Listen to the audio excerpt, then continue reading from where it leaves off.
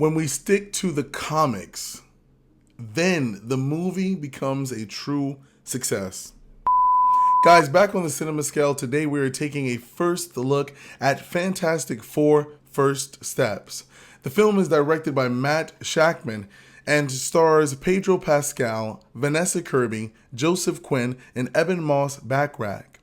The film focuses on the lives of four astronauts who venture off into outer space and return to their home forever changed.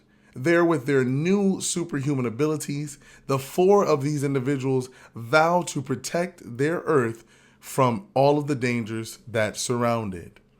In this particular movie, Sue and R.E.D are expecting a baby, and they are trying to balance parenthood with heroism while protecting their child from the threatening and daunting Galactus.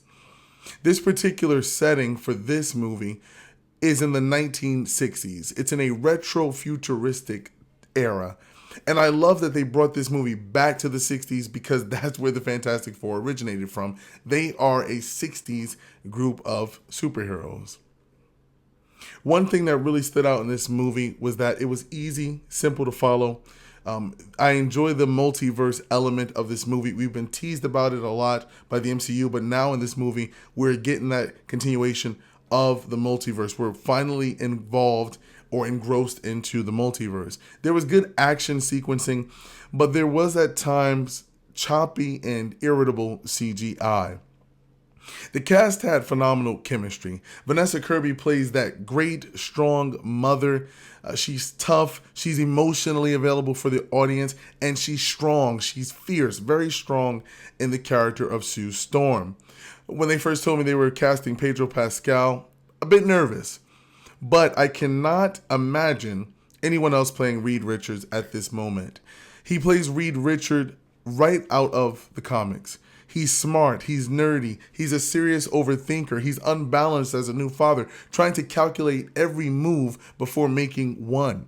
He has great chemistry with Vanessa Kirby, and I loved a lot of their intimate sequences. It was strong chemistry and believable love portrayed by these two individuals.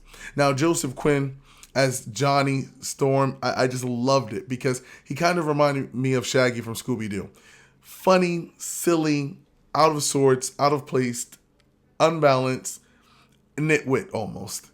But there's a method to his madness. In this movie, he is our comedic timing, and he really pushes things along really nicely. The runtime for the movie is 1 hour and 55 minutes, and although there are separate moments in which the movie does seem to drag, it was nice to be able to get that space of comedic fun through Joseph Quinn here, through Johnny's character. Now, you add into this dynamic here, Ebon Moss-Backrack, and one thing I loved about how he played Ben is that he is a strong exterior. We know Ben is the strongest member of the team, but on the inside, his interior he's emotionally unavailable. He's unstable because he doesn't feel as though his ability really changed him for the better. It's really interesting how he portrays Ben here. He's soft at heart.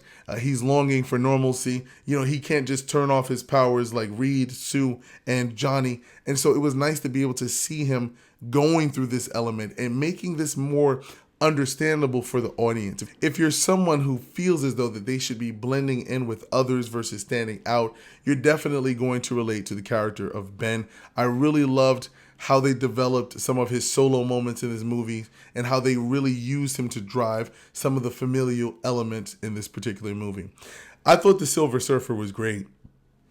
Julia Garner, intimidating, fierce, and defiant. Now, we know that this Silver Surfer in this version is a female. And in the comics, we know that the actual male Silver Surfer does have a romantic interest that assists him. So it was nice for them to take that element from the comics and put that into this new movie, giving it a fresh, breathable way of just creating something different and new while sticking to the basics. Now, the moment you guys have been waiting for, how does Galactus hold up in this movie? Ralph Ineson as Galactus. I mean, it was good. It was nice to see Galactus on screen visually.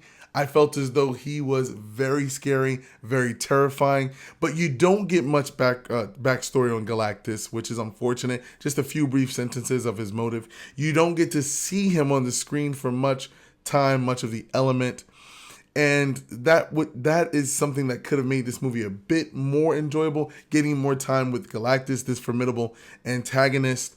You got a lot of time with the Silver Surfer, though, which it tends to be the case because the Silver Surfer does herald Galactus. But I thought that Ralph, his voice was just phenomenal. Even in his interviews, hearing this guy talk, it was crazy how well they casted him. And it's just a nice, gripping, intriguing element. The question that you're going to want to know the answer to is, does this first Fantastic film stick to its landing in the MCU? Phenomenally done. It kind of reminds me of when Spider-Man was introduced to the MCU in Homecoming.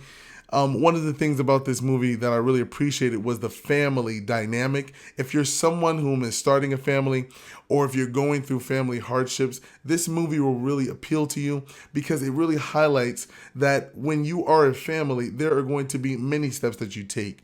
But if you recognize your first steps and you go back to the beginning, you can come off victorious. It's a nice play on words because we're talking about their first steps in the MCU, and then they're having a baby in which that baby is going to grow in its first steps. There is a nice emotional connection that you can have with each character. And if you're someone who is a new parent or are new parents and or are anticipating having a baby, then you will find joy in this movie because it's a nice balance between having a family and them being superheroes. It's one of the rare superhero movies in which they are dealing with a family dynamic. There are 2 post-credit scenes that you're going to want to wait around the theater for. One takes place right after the initial credits roll, and then the other one is a bit downward. Okay, you're going to want to wait for that. Give some nice homage to Jack Kirby, one of the creators of the Fantastic Four. So guys, that was the Fantastic Four first steps. Let me know in the comment box how this movie made you feel. Did you love it? Did you hate it? Which version of the Fantastic Four do you like the most? Let me know down in the comment box below. And if you like this video and want to see more, click next and don't forget to hit that subscribe button.